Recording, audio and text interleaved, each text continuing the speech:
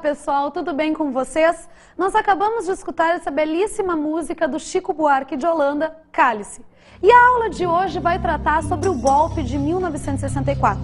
Mas para entender mais essa iniciativa do Exército Brasileiro, é preciso que a gente volte um pouquinho para compreender melhor o que está acontecendo no Brasil nesse final de década de 50 e início da década de 60, que vai provocar esse novo golpe militar. Após o governo de Juscelino Kubitschek, foi eleito Jânio Quadros à presidência da República. O governo de Jango foi muito rápido, durou apenas 7 meses, devido à forte oposição que ele vai ter. Isso porque Jânio procurou o final do alinhamento automático com os Estados Unidos, o que vai acabar trazendo uma maior oposição ao seu governo. Quando Jânio renuncia, entra no poder o seu vice-presidente Jango. Só que Jango, pessoal, era considerado o maior herdeiro político de Getúlio Vargas. Todo aquele modelo de nacionalismo econômico implantado por Getúlio no Brasil deveria agora retornar com o governo de Jango. Por causa disso, a oposição tenta frear os poderes desse presidente, instaurando um regime parlamentarista no Brasil. De 1961 a 1963, Jango governa, mas sem plenos poderes. O primeiro-ministro, na verdade, é que teria maior autoridade. Em 1963, um plebiscito acontece e a população brasileira opta pelo regime presidencialista no Brasil. Por um curto período, Jango vai ter poderes maiores e o que ele vai acabar desenvolvendo é o famoso Plano Trienal, onde estaria focado o desenvolvimento do Brasil em 3 bases. Em primeiro lugar, era importante a contenção da inflação. Para que essa fosse controlada, a estratégia de Jango seria fazer um tabelamento de preços e congelamento de salários. Só que o empresariado brasileiro acaba boicotando essa alternativa porque não queria que a inflação fosse controlada. Se a inflação fosse controlada, gente, o governo de Jango teria uma maior aprovação por parte da população, tornando então mais difícil acabar com esse modelo de nacionalismo no país. O que restou para Jango foi desenvolver a última característica do Plano Trienal, que seriam as reformas de base, a reforma urbana e a reforma agrária.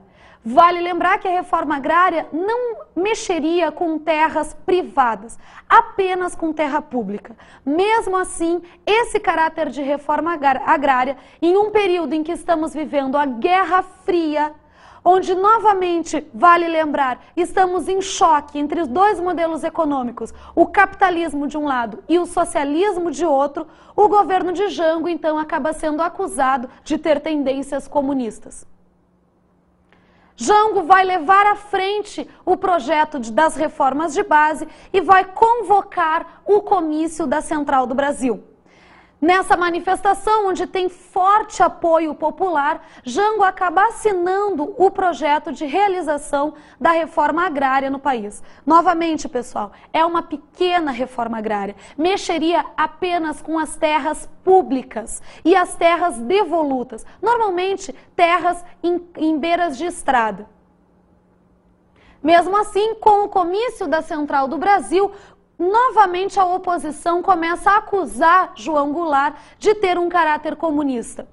Em resposta ao comício da Central, vai ser organizado com o apoio da Igreja Católica, do empresariado brasileiro e das classes médias brasileiras, a famosa Marcha da Família com Deus pela Liberdade. Outro episódio importante que marca esse março de 1964 foi ocorrido na Associação dos Marinheiros e Fuzileiros Navais. Essa associação era irregular, pessoal, porque ela era uma espécie de sindicato organizado pelo baixo escalão da Marinha. Isso é ilegal dentro das Forças Armadas, porque é encarado como um desrespeito à hierarquia. Mesmo assim, essa organização existiu e vai acabar fazendo uma manifestação nesse mesmo mês de março. A Marinha Brasileira manda os fuzileiros navais, então, coibir a manifestação feita pela associação e os fuzileiros não obedecem às ordens recebidas. Eles chegam no local e acabam confraternizando junto com os outros membros da associação. Isso é encarado pelas Forças Armadas como um desrespeito total à hierarquia e esses membros da associação são severamente punidos. Só que Jango, gente, opta por tentar pacificar a situação, anistiando os membros da Associação dos Marinheiros e Fuzileiros Navais.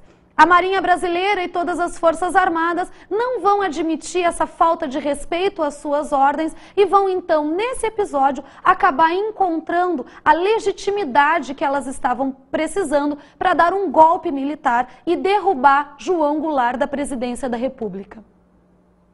Assim, em 1º de abril de 1964, começa a ditadura militar no país. Viu como é fácil aprender? Conheça nosso site